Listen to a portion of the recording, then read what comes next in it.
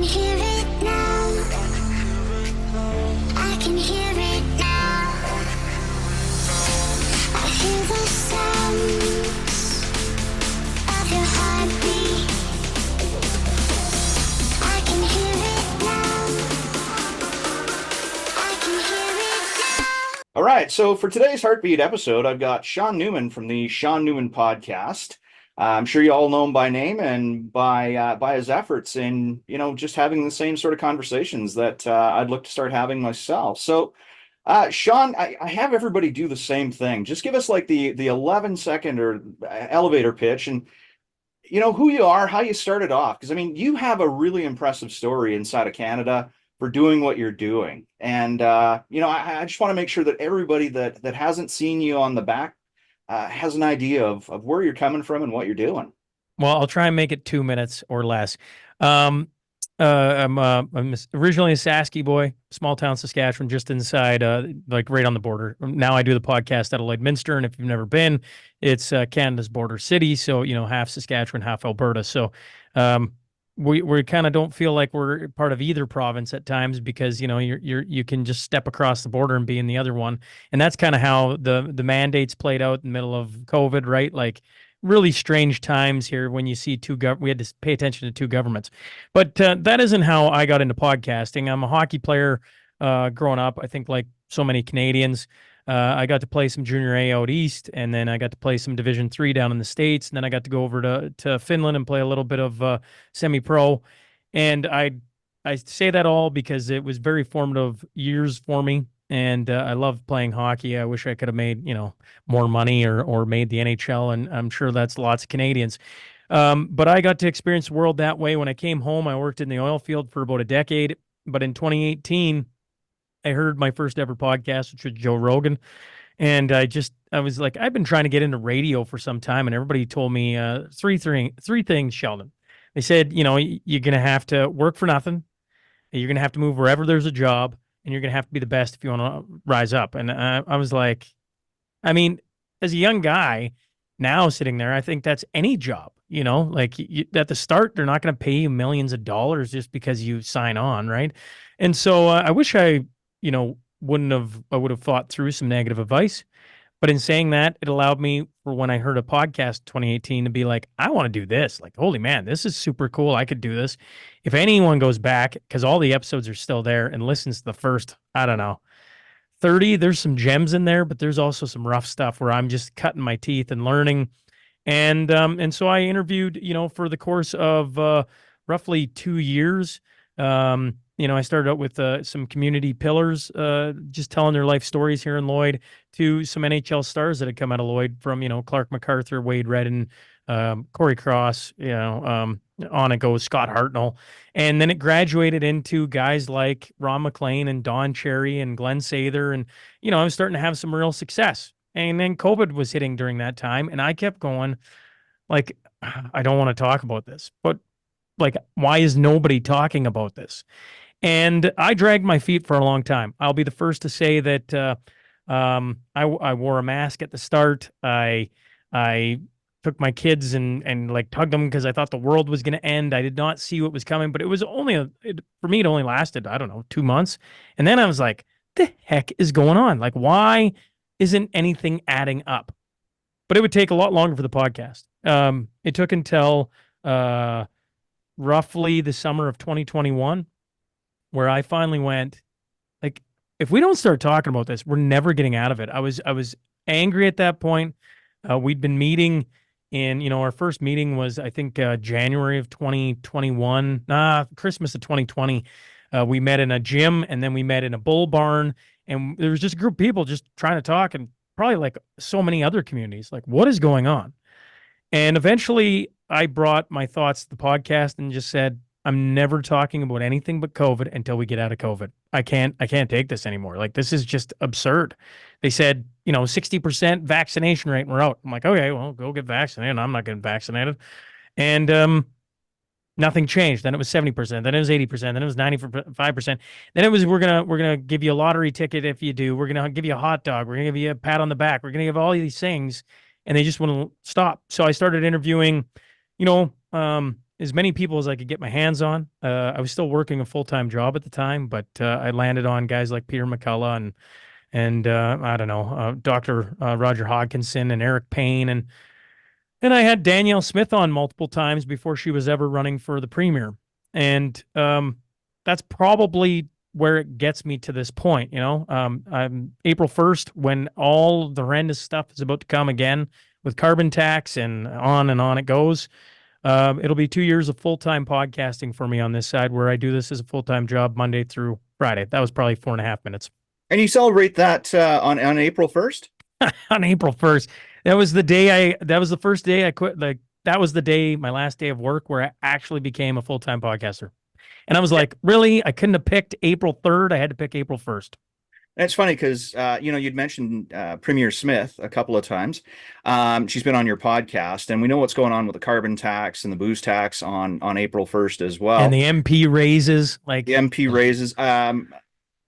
Seamus O'Regan, he just talked about all the federal employees that are also getting a raise on their minimum requirements. But it's also, I believe, Premier Smith's birthday on April 1st too, isn't it? Is it? I think it is. Gee, maybe it is. I'd have to go through and just have a look at her wiki again, but I'm pretty sure she's April 1st for her birthday. So interesting as that is. April 1st, 1971. You're correct. I did not know that. Now there you go. You're teaching me new things this morning. So there you go. Danielle Smith going to be a birthday on April 1st as well. No April Fool's joke here. I should maybe just have everybody send out a video message and we'll throw together a compilation. Sure. Tell her to get rid of the gas tax already. Like, holy Dinah.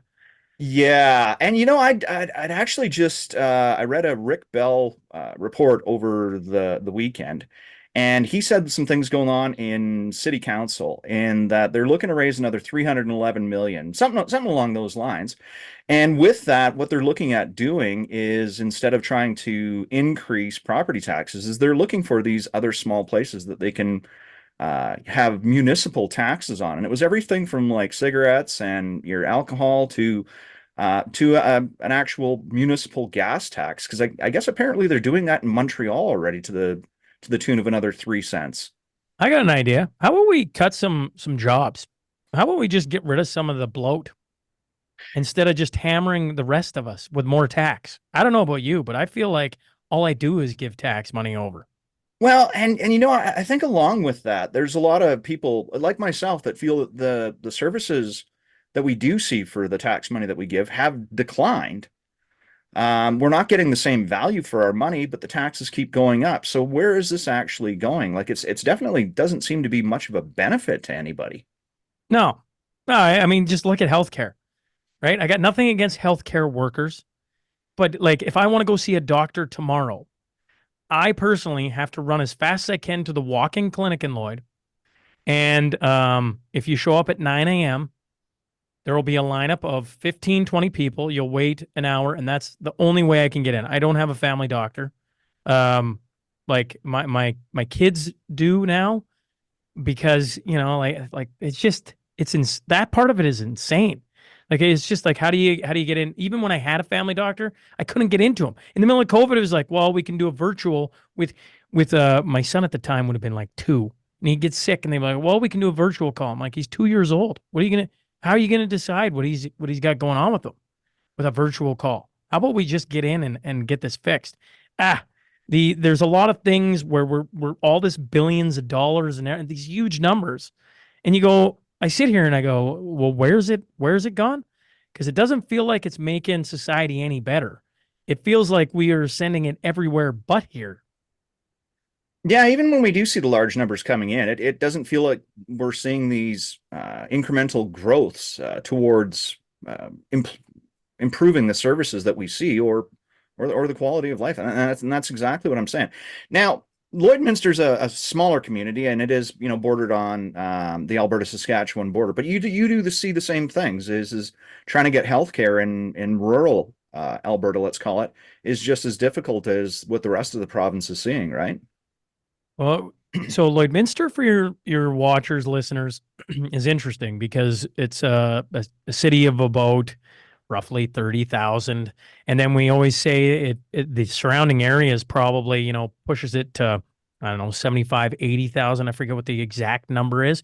But like Lloyd isn't just Lloyd. Lloyd is Lloyd and then surrounding communities, right? Because we're, in the middle of nowhere compared to, let's say, Edmonton and Saskatoon. We're 2 hours from Edmonton. We're 2.5 hours roughly from Saskatoon. So we're kind of off on our own. And then we're on the border. So Lloydminster, although I would say probably what would it break down to, folks? 70%, maybe 60%. It's over 50. Lives on the Alberta side. We're run on Saskatchewan healthcare, and so all of us, right? It's very strange, right? And so you try and now you go to the hospital. I'll talk about my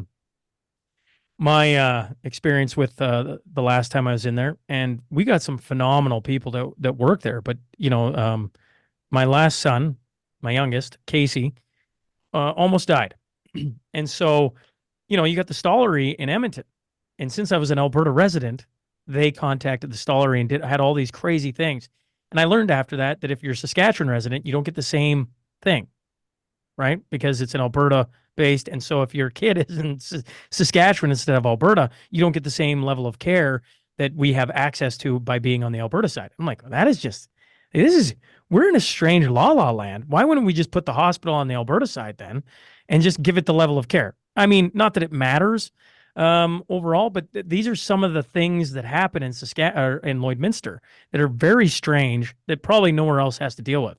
If you're 15 minutes on the other side of the border, you're Saskatchewan or Alberta, and you just deal with that province. Here in Lloyd, always, they're trying to get both governments to try and help fund, and neither government wants to fund it fully because, is it on the Saskatchewan side? Is it Alberta side? Are you running off their things or our things?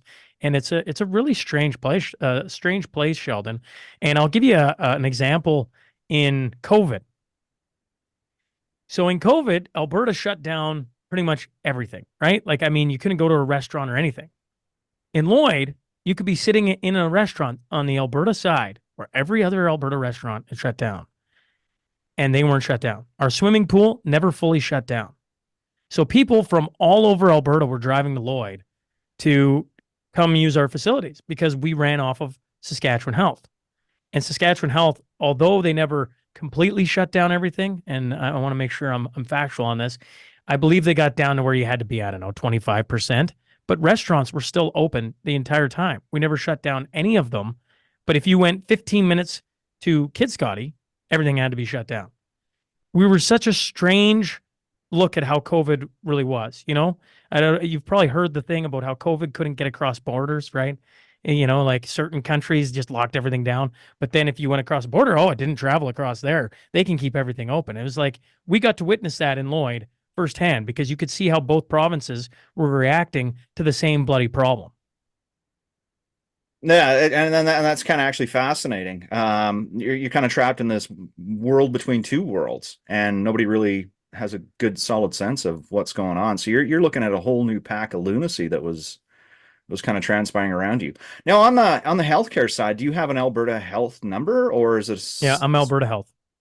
And so you still say you got treated different at the Stollery in Edmonton with an Alberta? Well, we never had to go. They were talking about okay. airlifting my son to there, and then they had a video conference call with them, and we're walking through everything. And I just remember one of the nurses being like, it's you're fortunate to be an Alberta resident because then they get to call in the Stollery, and I think people can agree the Stollery is like top notch with their doctors and nurses, especially when we're talking like little infants, like when we're talking newborns and stuff like that. They were just phenomenal to work with. So they were talking about rushing him there, and instead they did a video conference call, and they had like 4 doctors from the Stollery with the team in Lloyd looking at him and doing things, and they just were like, if you were a Saskatchewan resident, it would be different. I'm not saying that Saskatchewan side's awful.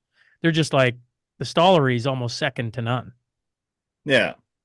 And now we're about 4 years, 4 years and a couple of weeks since, the COVID was considered a pandemic inside of Canada. And it's interesting because I'd went through and kind of compared the statistics just yesterday. in having a look at, what we were seeing in Canada at that time versus what we're seeing in Canada right now. And this is all by the way of COVID associated mortality. And I say associated because the government of Canada hasn't actually officially defined what a COVID mortality is. It's something that, may look like, that has the same symptoms of, but they don't really define it that well.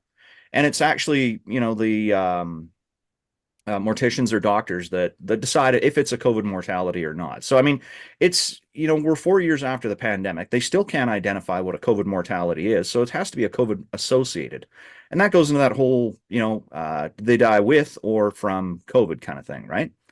Now, by this point, and the current statistics are still 2 weeks lacking.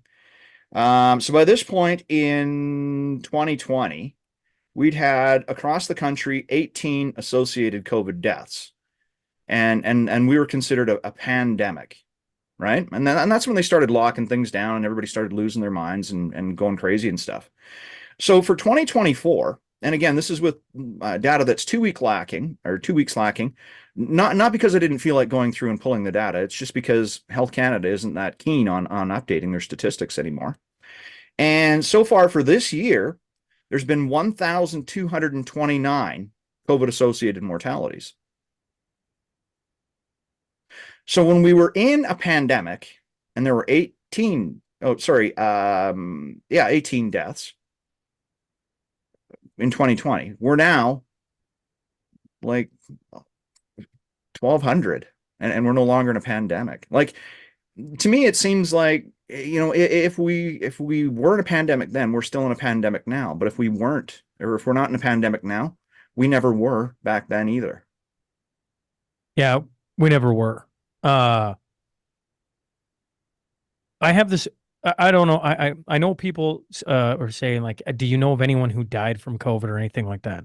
I had some experiences on my side with talking to Peter McCullough at the very start, and then one of my major sponsors being rushed to hospital and not being able to move and all these different things. So I guess I just go, I believe in the beginning at least the COVID was very real. Did we need to do the things we did? Absolutely not. Like absolutely not. It's you can just walk through everything they tried, all the stupidity, all the hardships. None of it was needed. And on top of all that, the FDA just coming out now being when they were sued about ivermectin and being like ivermectin's horse paste and all this, like it's just the ineptitude and the corruption and the evil of it. And there's so many words of it is a lot. But in this, on my side, I knew like family, close friends that went to hospital, got very ill. None of them died. I want to be clear on that. And got really sick. Okay. So it was a flu and it was a bad flu. Yeah. And did it come out of a lab? Yeah, it certainly looks like it. And all these things. That's not good. And in return, they did the emergency use authorization. They absolutely hammered ivermectin. They forced pretty much everybody to get the vaccine, which they will say we never forced anyone, which is complete and utter BS.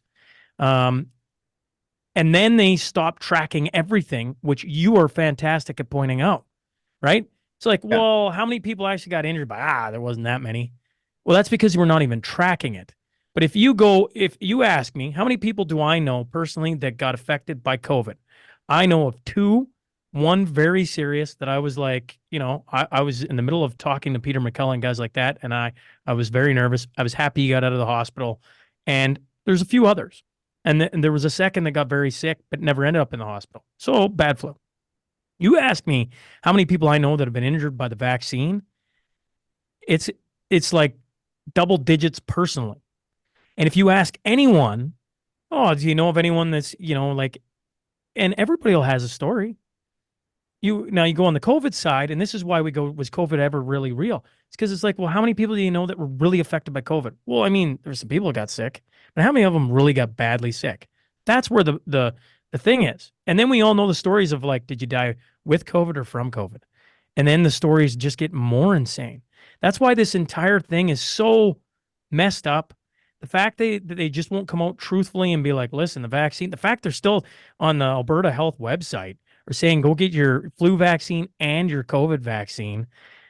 Like, it just mind blowing at this point, Sheldon. And I'm talking to the guy who keeps track of all the stats. I can't even, like, one of the things I admired about yourself, Marty up north, was how closely you followed the stats so that I didn't have to. So I could just tune into you and be like, oh yeah, there they are again, again and again and again. And then I could go about my business of trying to find other people to talk to about it, because we all needed to play a little part in this, and we can't all go around doing the same bloody thing. Like I tried that for a bit. That's you overwhelm yourself, and having people such as yourself, specifically in Alberta, I might add, was really cool. And I appreciate you guys staying on top of it even to this day. And you know what you're saying is about them still recommending the COVID, with the flu vaccine. I mean, there's a couple of things. So one, it's been put on the vaccine schedule for children inside of Alberta, and there's a lot of us that are genuinely ticked off about that. Yes. For a number of different reasons. One, kids were never at risk, and so even if the vaccines had zero adverse effects to them, even if they didn't cause blood clots or strokes or heart damage, children still never needed them. It's like statins. We're not giving children statins. I'm not saying statins are a completely different or they're completely safe. I'm just saying we don't give children statins, just in the same way we shouldn't give them vaccines that will offer them zero benefits. The second part about that is when the new vaccine came out, it's a monovalent, which means it's only keyed into one variant of COVID. The jabs before that were a dual valent or bivalent, which means that they were good for two. The new flu vaccines are a quadvalent, so they're actually good for 4 strains of influenza. But we went from monovalent because there was only alpha, and then we went into bivalent because they wanted to have alpha and Omicron. And then we went back to monovalent instead of going to quadvalent. So, like, what are they really saying about that? But even still at that, when they released the newest jab in September across the country, it was for the XBB.1.5 variant.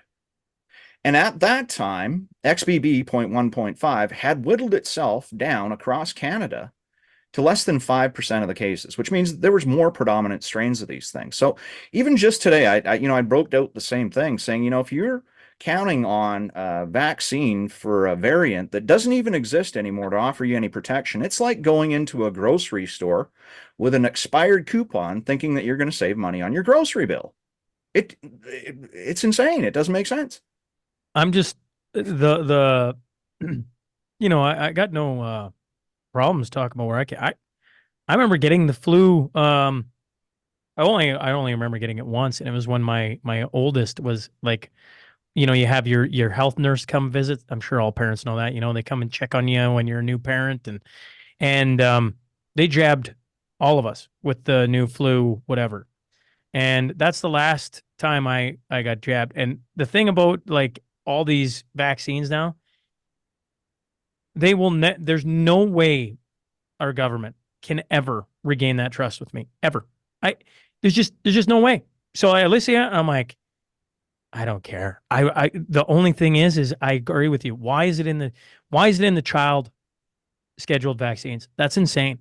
And to be in Alberta, where we are supposed to be the free thinking, we got the greatest premier under the sun. Why is that happening?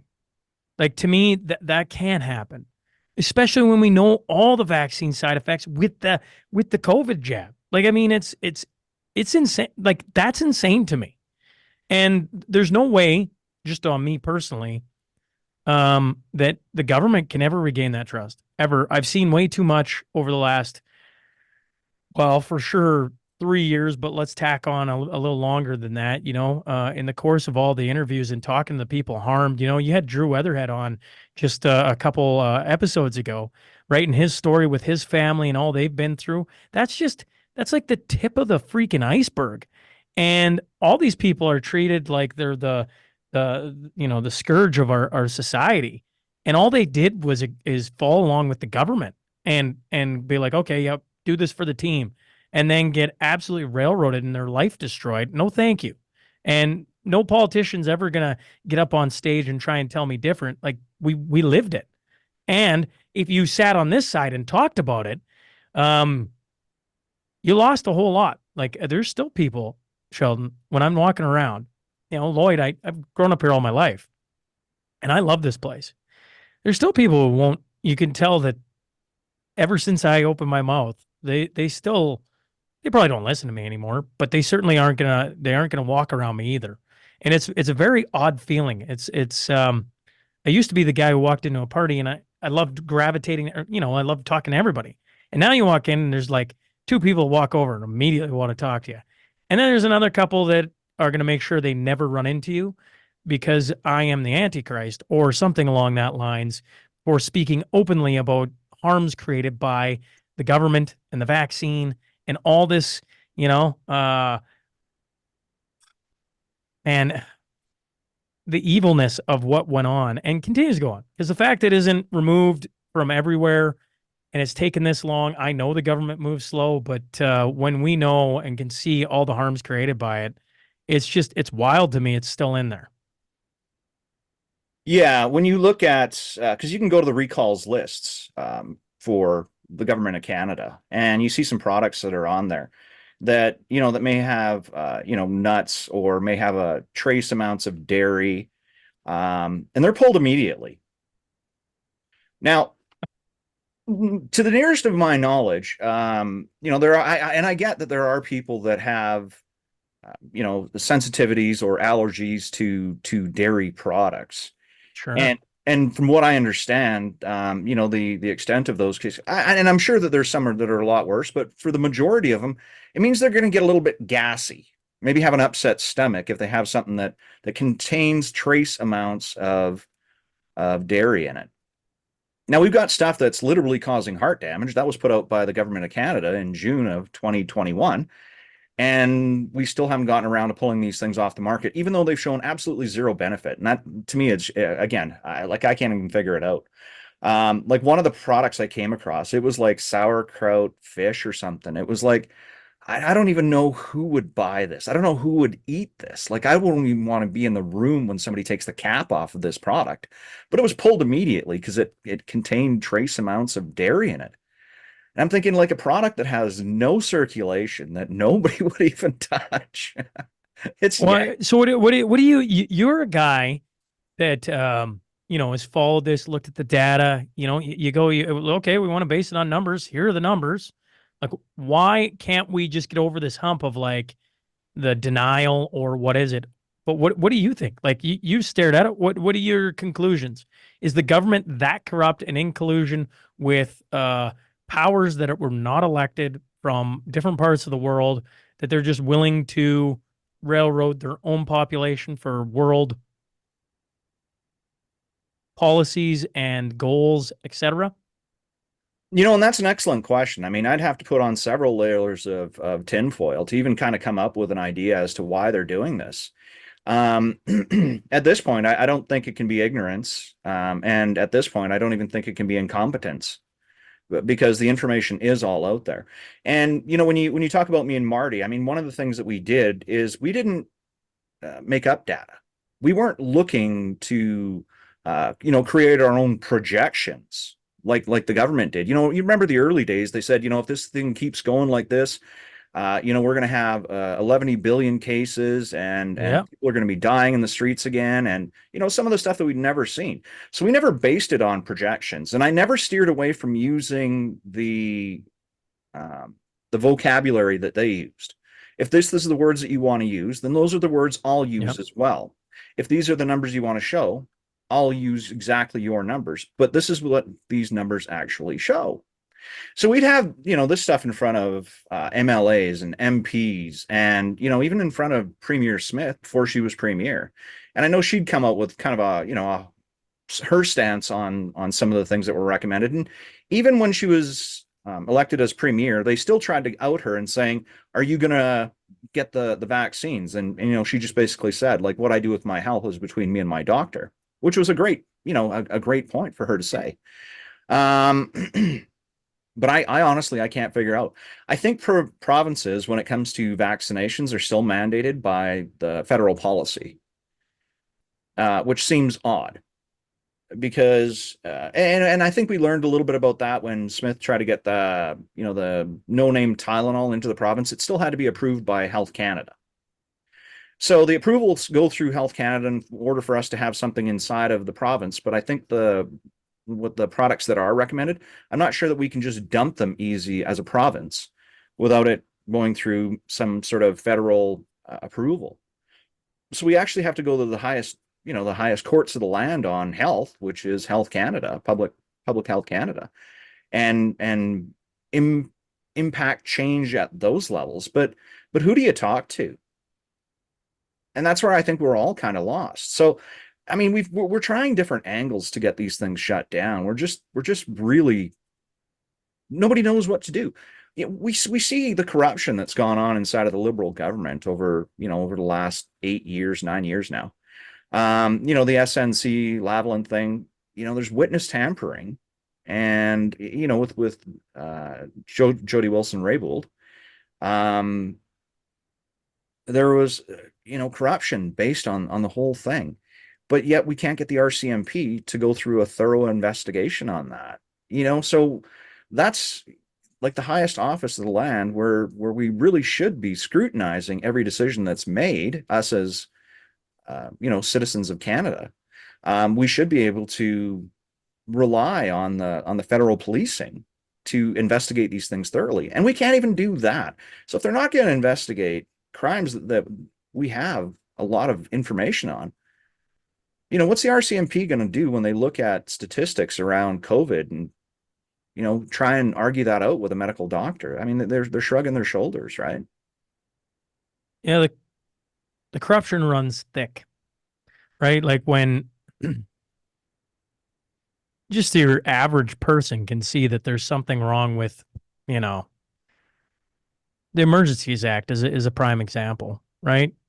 It shocked me when, and I'm forgetting his name. The second judge came out and basically said it wasn't enacted with the level it needed to be, and I'm forgetting his name, which is terrible. But regardless, that's the first time we've had a judge say something where you're like, oh my goodness, maybe we're gonna get some things done here. That's one. It's like, where's everybody else? Coots 4. What is it? Coots 2 now. What is it at? It's we just did it last night. I'll pull it up here how many days it is. It's an insane amount now.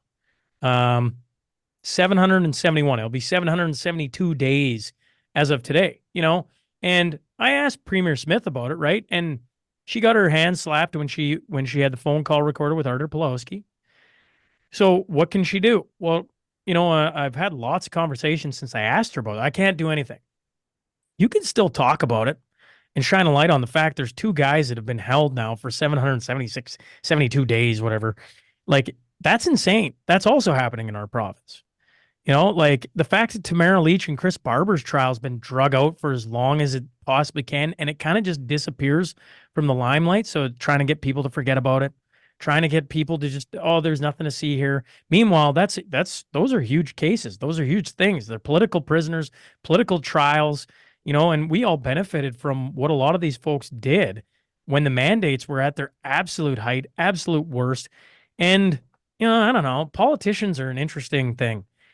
They were there. They enacted what they thought. If you listen to them talk, just the common ones, not the big ones, just the common ones. They're like, yeah, we just did what we thought we needed to do. We consulted the experts. It's like they've already moved on and it wasn't a big deal. And I'm like, but like, did you miss the, I don't know, 800 things that went on in COVID? Did you just put that in the recess of your mind and like, we're not going to talk about any of that? You're just going to move on, which is fine. Okay, we're just going to move on. But we're then going to say that vaccines, you still need to get it. Are you still getting yours? Probably not, right? You probably listened to, and you probably aren't getting it. So why are we saying that people should get it? And on it goes. It's just, Canada today is a strange land, Sheldon. I don't need to tell you that, but I'm going to say it over again anyways. Just, when I talk to my American friends, you got MAID, You got free drugs being handed out. You got the COVID thing still like not there, but kind of there.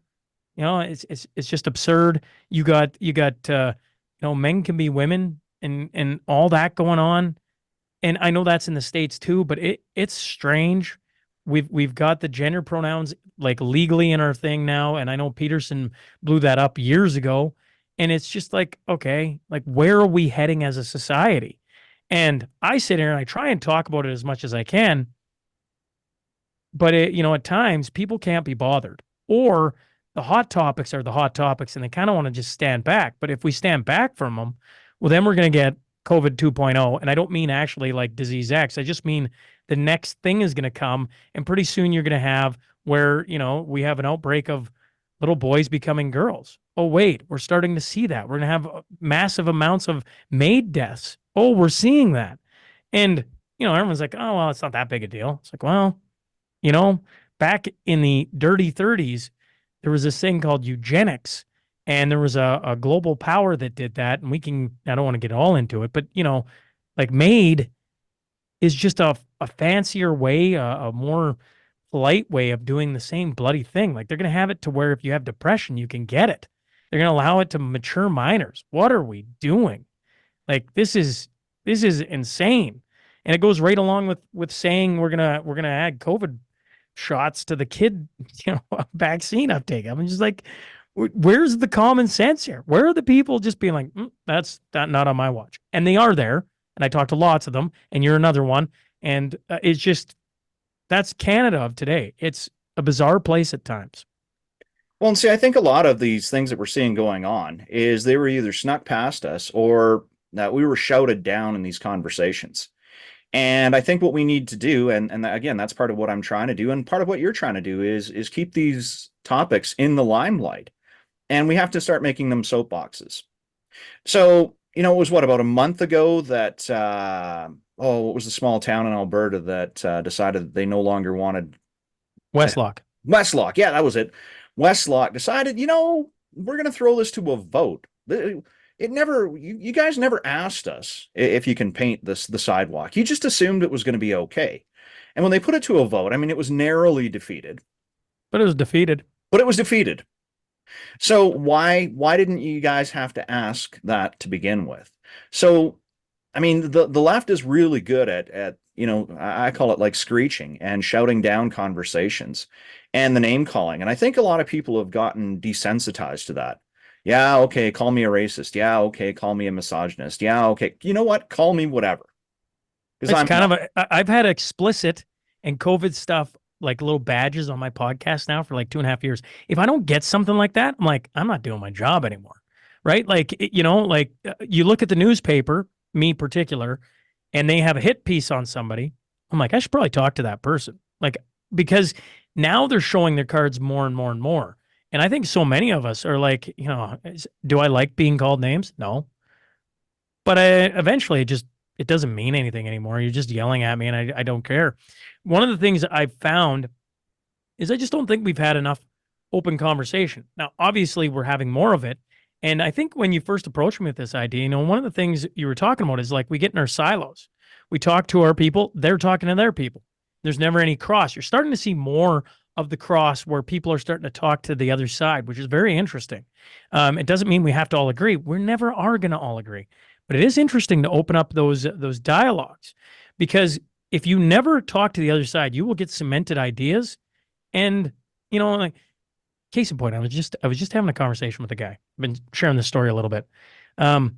Because he said a sentence that all women are pro-choice. And I was like, no, once again, folks, I get the abortion debate is real hot and it's been real hot for some time, but I was just like, that's not true. And he's like, what do you mean? I'm like, well, not all women are pro-choice. There's actually quite a few who are pro-life.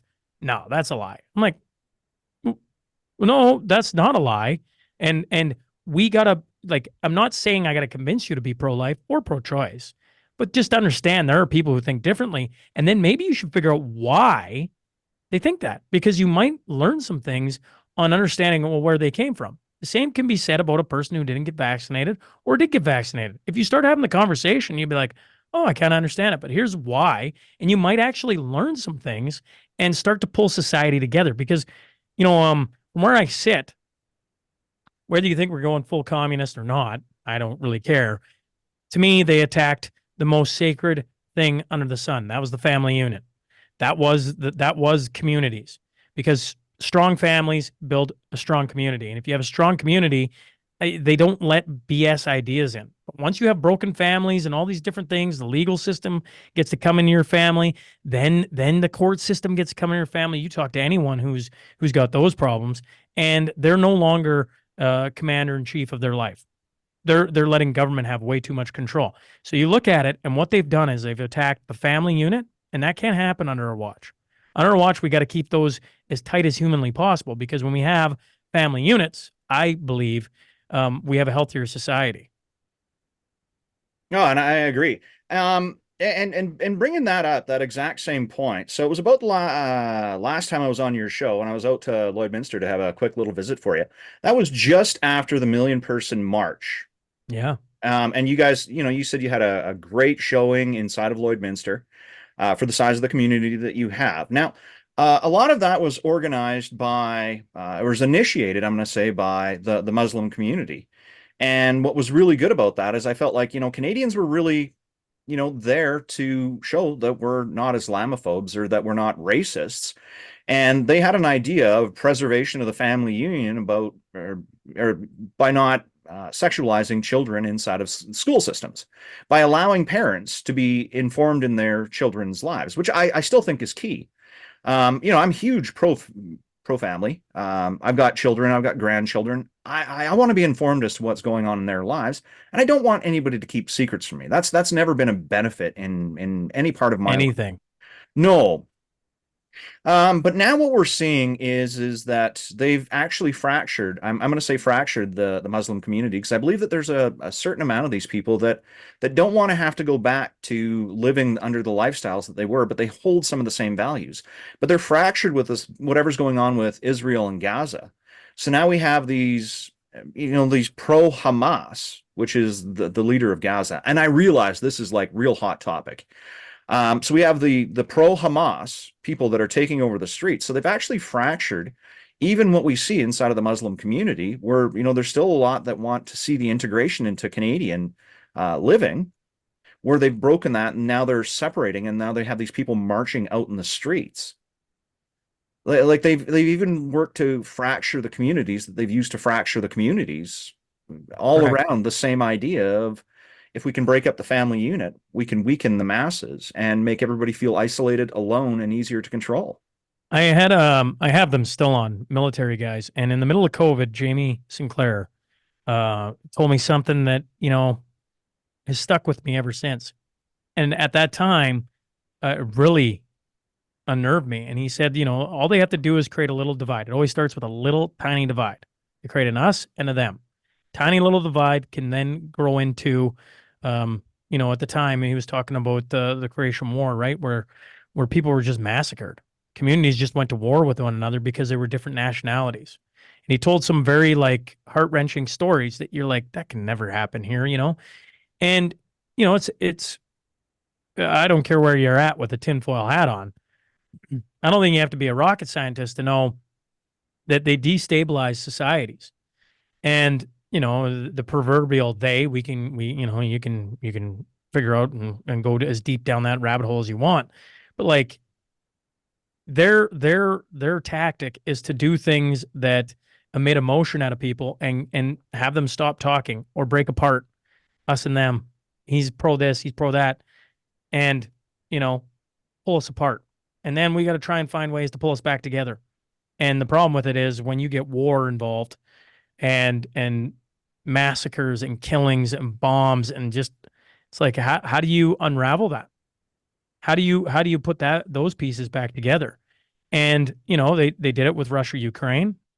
Now they're doing it, like in the middle of COVID, they did it with unvaccinated, pandemic of the unvaccinated. We're killing everybody, and those were tough times. So it just is another version of the same bloody thing. And they've just found another hot topic that even myself sitting here, Sheldon, I'm like, I'm always uncomfortable to talk about it. I had one guy on who was pro, two military guys, Jeremy McKenzie and Chuck Brodnick, in successive interviews. Jeremy McKenzie was like, Israel's the bad guy. I'm being very simplistic here. If you want, go listen to it. And some people loved him for it. Others said he is, worse, worse than trailer trash. The next Chuck Product comes on and says, what do you want Israel to do? They walked in and massacred on this day and blah, blah, blah, blah, blah, this and that. And people lost their crap on him. And I'm like, okay, well, I mean, I don't know what you want. Do you want people to talk about it or not? Do you just want people to tell your story, the one you agree with or not? And that's the hardest thing about sitting in this chair, probably sitting in your chair, is like we get into these groups and we want to tell the story we know. And the problem is you gotta, in order to have a balanced view, you got to tell both sides. And both sides sucks because you're going to get yelled at all the time for having both sides on. I don't know how many times I'd have somebody on and I see what you're doing, but they are so wrong. I'm like, well, I don't know. Like it isn't going to affect my life any. I'm trying to build my worldview. And sometimes I do that well, and other times I suck at it. But yeah, Hamas and all that, man, it's just, it's on the other side of the world. And I see the videos and I hear everything, and I'm like, what do I do? Take a road trip? Yeah, who was it that was inviting? Maybe your listeners know. There was a guy that was inviting Tucker Carlson to go there. Jake Shields, I want to say. And I was like, I'd get in on that. I would gladly go there. And I would love to interview some people. Go where? Go to Israel. Okay. Go to Palestine and go actually interview people on the ground and see what the stories are there.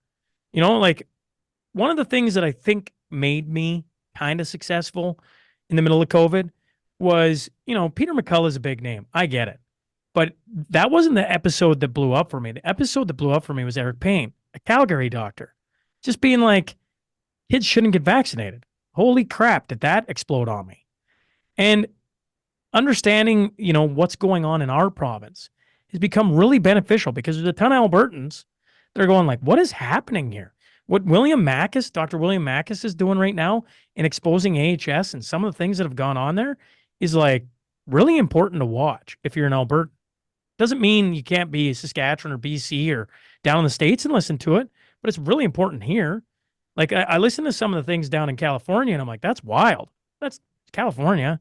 Got to worry about our backyard, and pay attention to what's going on here. And some of the stuff going on in here is pretty wild. We got lots of great things. We got to remember that. But there's some wild stuff going on here that needs to be exposed and talked about too.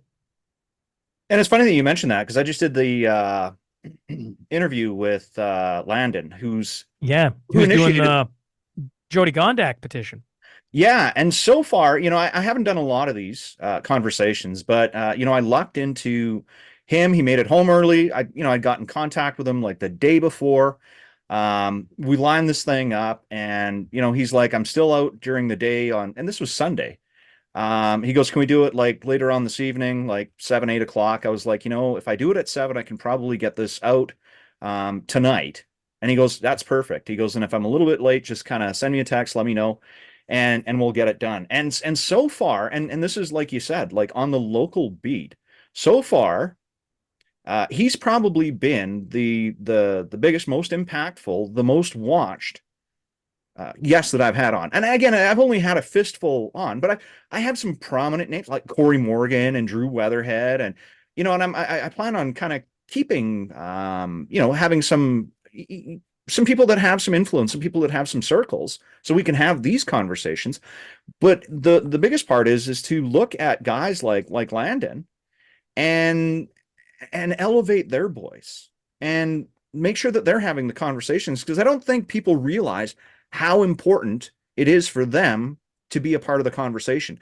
We all come to the table and we're not having conversations. They start at very high volumes. We're shouting. We're not having conversations. And the thing is like, he's not being given much anything from like mainstream, right? They're not bringing him on to talk about getting a mayor removed, right? So what you're doing is current. And you tell me a person that doesn't want to listen to something current, right? When in the middle of COVID, everything I did was current because everything was COVID. It's as simple as that. And now I have conversations that I've been wanting to have, with different people, that is maybe more philosophical, maybe talking about abstract ideas, maybe it's talking about something pertinent, maybe not. Maybe it's something that happened a little while ago. But when you bring up that specific the Jody contact, I mean, how many days do we got left? That's about as pertinent as it gets. I think of a guy named Mocha Bezergan Yeah, covering the Coots he's done an for, amazing job. and what has he done? He's shined a spotlight. He's shined a spotlight on something we're all very interested in. Like, what's going on there?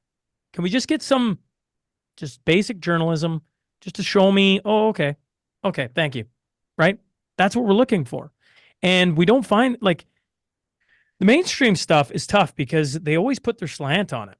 And they're always trying to, this extremist, this, if they bring race into it, and on it goes. And you're just like, I don't want to be fed something. I just want you to go talk to a few people and give it to me. Give it to me straight. Like April 1st with this nationwide protest going on for carbon tax. I'm hoping in Lloyd, I'm here for the first day. I'm hoping I can go down there and have a couple interviews and just put them out.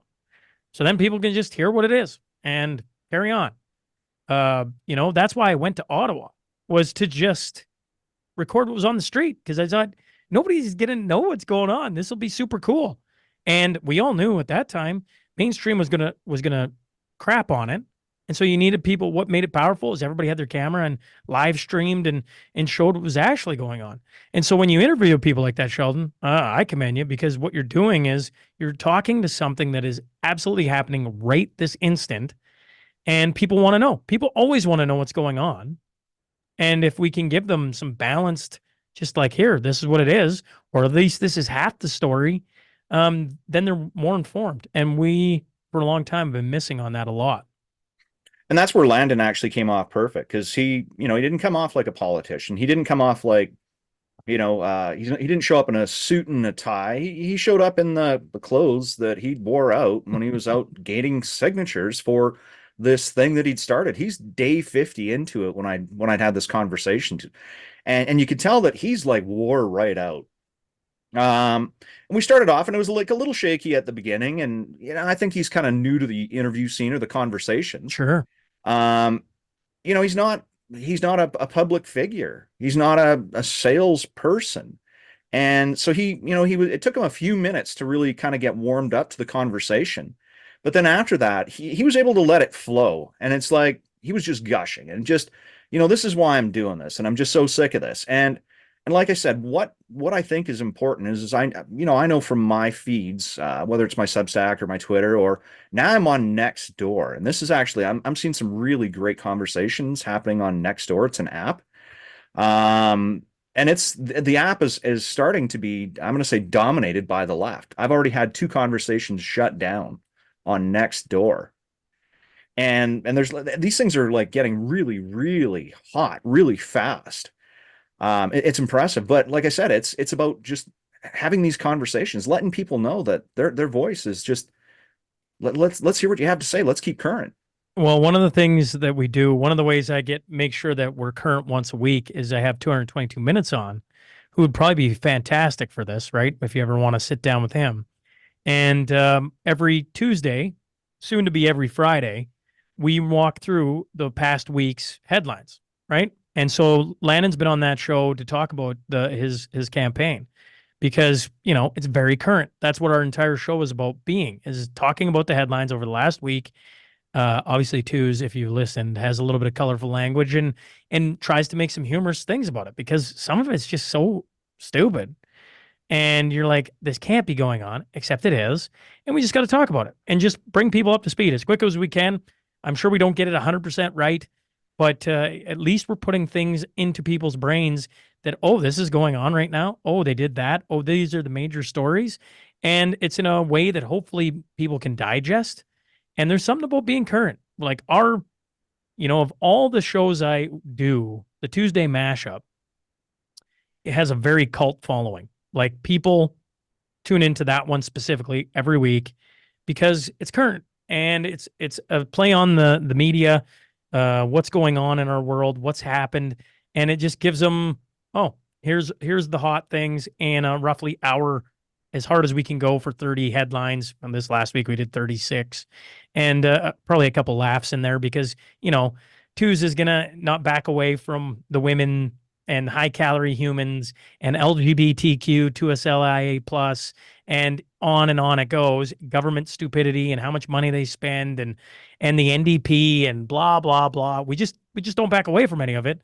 And uh what you're doing when you bring on current things is you're giving people places to turn that is much needed. We need as much of it as humanly possible, especially good, solid, getting the best people from Alberta, Canada on that can add to the discussion on what's happening in our country.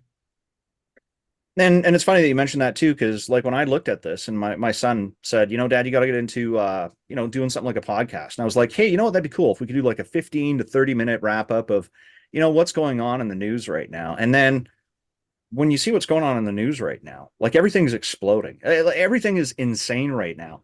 And I thought if I had to go through and do a weekly wrap up and just by way of conversation and bring up every topic of, what's happening and or what people are losing their minds about, I couldn't do it in 15 to 30 minutes. It'd take me 6 hours. Like even just covering House of Commons or committee. I mean, I can go on for an hour just about that stuff. And that's just because you want to include as much information as you can, because I don't want people to hear it from me. I want them to get it from the sources. And you see some of these people talking, and it's like you said, it's embarrassingly hilarious. Well, we do about an hour to an hour and a half every Tuesday. I try and trim it I try and get it as close to an hour. But the problem is, like you said, there's just so much going on. There's just so much going on that we do it rapid fire style. So it's fast, it's quick. We try and get through it as fast as humanly possible, reading part of the story, Two's commentating, and then we just move on. The problem is we still leave stuff on the cutting room floor because there's just so much going on. And you're like, I can't believe this is all happening right now. And this coming Tuesday will mark mine and Two's 100th episode of it. 100 Tuesdays. And I'm like, how, like, how have we done 100 of these? And there's still stories, you can just see where they're leading. And you're like, this is something. Like, there's some things in there that you're just like, this can't happen. Well, we've hit the bottom. Nope, we can go a little lower, and we continue to do so. So my hat's off to you. I look forward to, for your audience, I think it's cool. I look forward to seeing who you bring on, because you've, like certainly some of the guys you've had on, I've already had on, and I'm like, oh yeah, interesting. Okay. I like that. I'm interested to see who comes on your side that, well, for me, maybe I've never heard of, or maybe I've never had a conversation with, and I can be, pulled that way, because I'm fascinated with Canadians who start these shows and start bringing on Canadians that I don't know. And I'm like, oh, I wonder who that is, because, I do 5 shows a week now. And so I've been hammering off as many as humanly possible to meet all these different Canadians. And anytime a new one starts up, like what you're doing, I'm like, oh, I wonder who he's going to find, because all of us will find somebody we don't know. Well, and we kind of had that conversation. I remember it was like, I don't know, Sunday at 5 or 6 o'clock. And I sent you a text and I was like, hey, you still looking for guests to have on? And you're like, yeah, sure. Why? What do you got going on? And I brought up the name Regina Wattiel with her Fistman's Fraud thing. She's been explosive on that front now. Like, she was a fantastic guest. Yeah. And I mean that from really nobody knowing who she was, her getting her feet wet in her first, yeah. And I've got the same. Where's my version? I've got it sitting here. And she sent it to me. Sorry for the person who's just listening along. It's her book, and it's got not for resale. It was before it was even published. I'm like, it's such a collector's. When I finally meet her, I'm gonna have her sign it, because I'm like, this is super cool. Like, it's before, I've never had a book like that where it's got not for resale on it. Yeah, she was fantastic. And once again, that's a suggestion from you. Well, yeah, and I'm not, but I'm saying it was the exact same thing. I didn't have the space. I didn't have the knowledge to do something like that. But it was like, I can write about, what she says, but it's only when she actually gets up and starts talking, because she's an amazing person. She is a Canadian. She's gone through the whole COVID shtick. She's a PhD in statistics. Yeah. She's the one that literally called, the guy that wrote the policy that kept so many of us locked down a fraud. And nobody has said anything about that. Nobody's come after her. You don't expose. It's conversations like that, Sheldon, that made me realize how much of a fraud COVID was. Because as much as I say, at the start, like COVID was real, like people actually got sick from it. I 100% saw it firsthand. But talking to people like Regina, I'm like, oh, like we were sold a bill of goods that was awful. Yeah. And the more conversations I had with people like that, it just shattered my thought process on the beginning of COVID and how everything went, because there was all these wonderful people that just saw it for what it was and then had degrees and were shut down and secluded and taken off social media, and on it goes. So like when you go, well, how bad is it? Oh, it was really bad. Like it was really, really bad.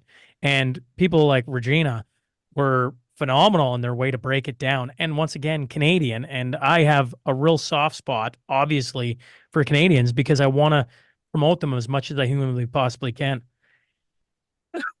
Excuse me. Yeah, I've reached out to a number of the people I have in my Twitter streams, and they're not.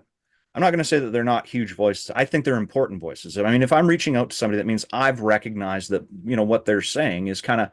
It's not all about supporting me, because I see them in their streams as well, not just comments on mine. And I invite them out, and they go, "Well, who am I to be on your show?" And it's like, you're somebody with a voice. That's who you are. But So once instead of upon a time, I reached out to you, to Marty up north, to 222 minutes. I mean, the list kind of goes on, and I'm spacing right now on all the guests that have come through Twitter. But like, that's how we all started. Yeah. And that's how everybody gets their start. They're nothing. They always underestimate themselves, and obviously, you're reaching out because you see something special. Oh, that's an interesting thought. I don't know how many times on Twitter I'm like, that's an interesting thought. I should reach out to that person off of one thought. But I'm like, it's so different than anything I've seen or heard. I'm like, I gotta follow up on that, And I always point back to a funny, a comedian, Quick Dick McDick, Saskatchewan boy. Reached out to him, was the first podcast he ever did, and he told me, I don't think I can go on a podcast. I don't think I could talk for that long. And he's got a comedy show where he goes around now and does 100 hour-and-a-half shows all across Saskatchewan, Alberta, Manitoba, and Twitter's lovely for that. If there's one thing I really appreciate about Twitter is if you are dial in on people, they can say thoughts so concisely, and you bring them on as a guest, there's a chance they can expand on that, and it's so beautiful. And so the fact that you're recognizing that and people are saying the same thing to you, it's funny because I get that all the time. I don't know. 222 minutes literally does a show with me every week, folks. And at the start, he's like, he turned me down like 3 times. No, I'm not coming on. I don't have anything to say. No, I can't. Now he does. He's been on stage with me and done like comedy. He's done comedy with Quick Dick McDick, with the Danger Cats. It's pretty crazy. Some of the things that can come off of just a few tweets off of Twitter or X. Yeah. And again, I think that's what's so important. So I think we've run into about an hour here, but I know you've got a live event coming up, and I think it's in about 3.5 April 27th. April 27th. So about a month from now.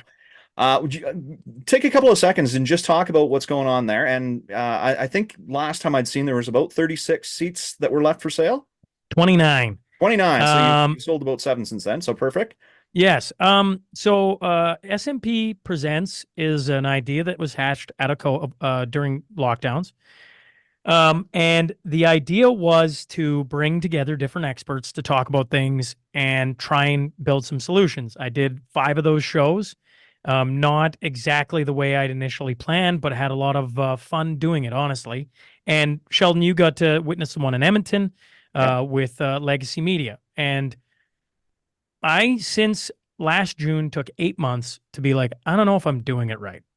Like, I enjoy it, but I don't know if I'm doing it right. And I finally settled on the Cornerstone Forum. And I picked Cornerstone for multiple reasons, which I can get into if people want to know. But I really wanted to bring together a conference, a forum style thing. I look at the future and I go, there are problems coming at us. And we can either navigate them or we cannot. We can either put our head in the sand and act like some of them won't come to pass or not. Some of them is simply don't get vaccinated again or don't get the vaccine. To be a simple answer to that. And I feel like I've talked about it enough where I'm like, I don't know. Maybe that should be a part of it. Maybe it shouldn't. I don't know.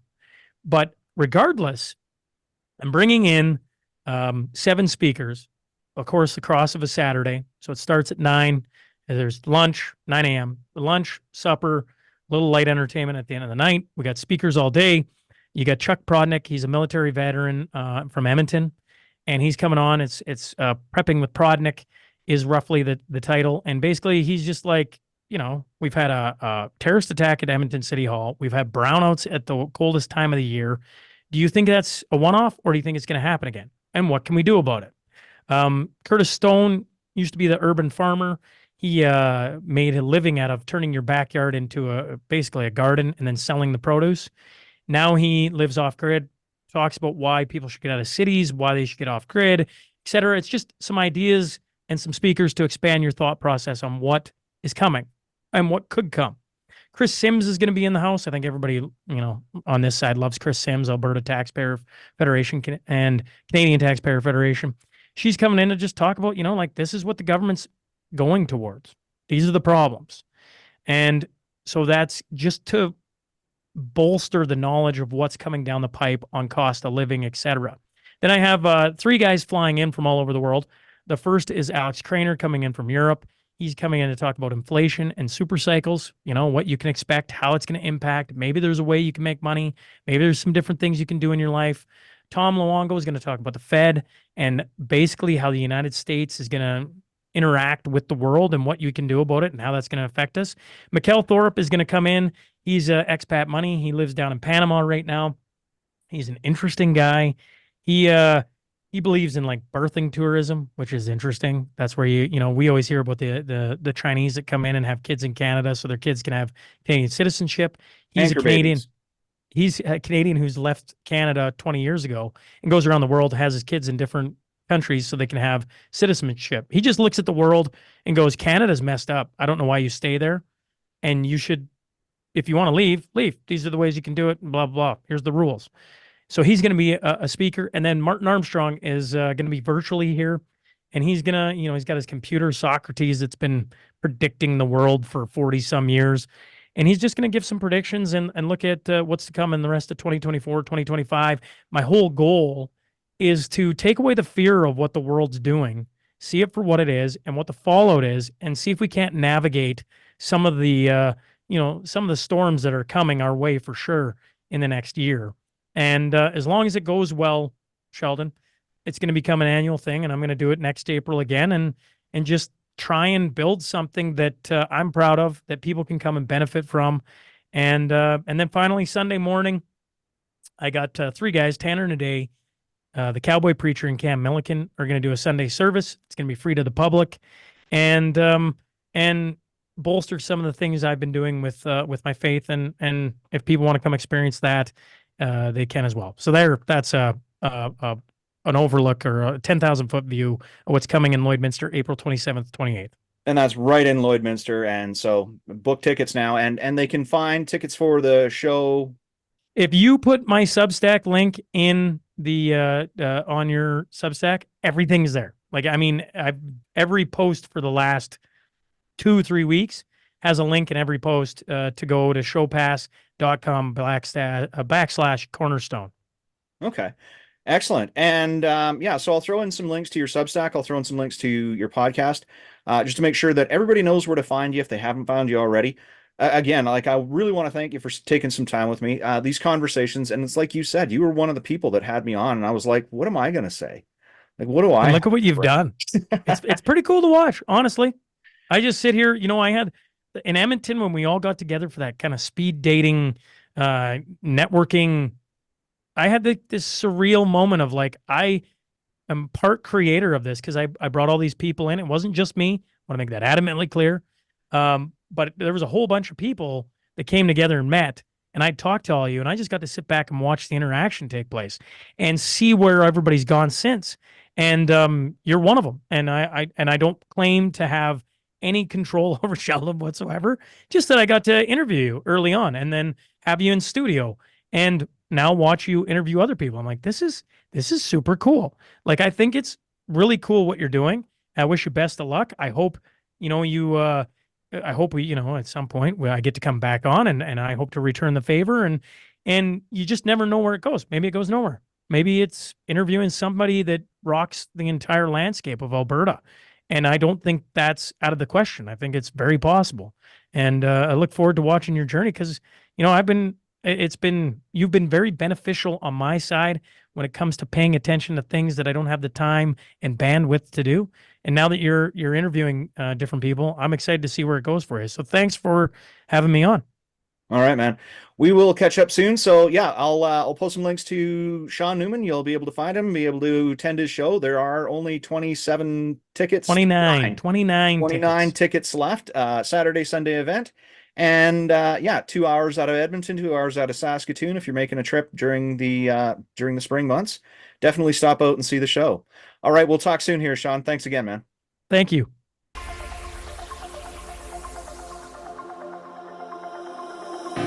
I hear the sounds of your heartbeat. I can hear it now. I can hear